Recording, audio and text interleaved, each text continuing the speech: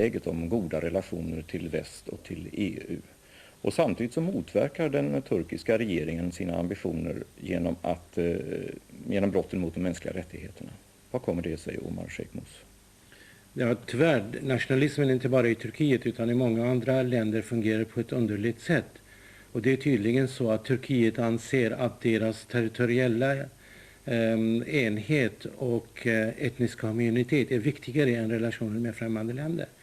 Trots att det finns tillräcklig press mot Turkiet för att respektera de avtal de har skrivit under. Men hotas verkligen Turkiets nationella identitet och säkerhet utav kurderna och PKKs krav framförallt? Det där är mycket komplicerat. I början, på grund av i reaktion mot det hårda förtrycket från Turkiets sida och förnekandet av den kurdiska identiteten vad gäller även kulturella rättigheter, så gick de kurdiska nationalisterna och det andra extrema fallet att kräva och begära självständighet. Men nu har PKK och alla de andra proklamerat i åtskilliga gånger att de inte avser eller har för avsikter att separera från Turkiet, utan de kräver självstyre eller federation inom Turkiets gränser. Och det har proklamerats till och med av PKKs ledare Abdullah Öcalan under åtskilliga gånger under de senare åren. Vad anser du om att turkiska regeringen säger att det här är en rent intern fråga hur man agerar mot kurderna i Turkiet? Jo, men folkrätten har under de senare åren, speciellt efter 1989, har utvecklats så mycket. Vi har sådana begrepp och innehåll i folkrätten som humanitär intervention, försvar av mänskliga rättigheter när de når en allvarlig gräns, så har det internationella samfundet rätten att intervenera i andra länders interna angelägenheter. Och Turkiet har skrivit under en rad avtal, europeiska och internationella, för respekt av mänskliga rättigheter. Och därför det internationella samfundet kan och har rätt att intervenera. Det är inte längre möjligt att stater och regeringen kan fortsätta att kränka mänskliga rättigheter på ett mycket allvarligt sätt och sen säga att hänvisa till suveränitet och landets interna angelägenheter. Anita Klum, Amnesty har just nu en kampanj vad gäller Turkiet. Varför har ni valt att göra en sån kampanj just nu? Därför att det inte händer någonting. Turkiet har skrivit under en rad konventioner som Omar här har berättat om.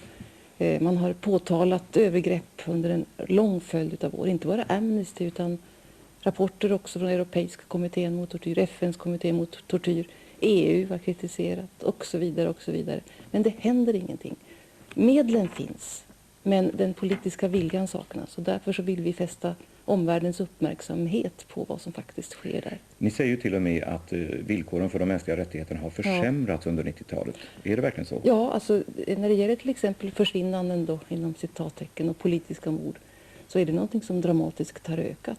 För 10 år sedan så fanns inte försvinnanden med på den lista som vi hade av de övergrepp som begicks. Nu finns det i mycket oroande utsträckning.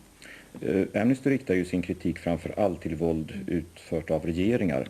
Men här är det ju också folket utsatt för gerillans våld. Vad säger ni om det? Vi riktar oss till även de olika gerillagrupper som finns. PKK till exempel och ett par andra också. Och förklarar att vi absolut inte respekterar att man kränker de mänskliga rättigheterna. Och det hänvisar vi då till Genèvekonventionens 3:e artikel och tilläggsprotokoll och så vidare. Och som de enligt avtal borde följa.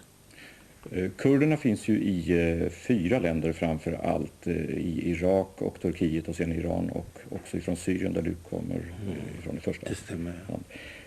Vad kommer det sig att det är just Irak som så mycket bryr sig om att undertrycka den kurdiska identiteten? Att man där har så svårt för att acceptera det kurdiska språket när det inte alls är samma tryck i de andra länderna? Ja, du menar Turkiet?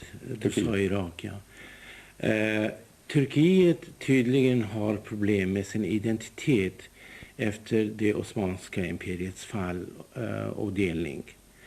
Och den ideologi som Mustafa Kemal Atatürk kom med om en homogen etnisk nation, en stat, ett parti, en ledare och så vidare som dominerade under 20- och 30-talet. Tyvärr den diskursen fortfarande gäller i Turkiet, och det arvet fortfarande gäller i Turkiet. Det har börjat att ifrågasättas av många nya politiska strömningar och rörelser och så vidare. Vi ser redan tecken på att Atatürks arv är på väg att försvinna i Turkiet, och det är därför man ser en dialog som är på väg att utvecklas mellan kurderna och turkarna. Det är inte så mörk bild faktiskt som man har om Turkiet idag.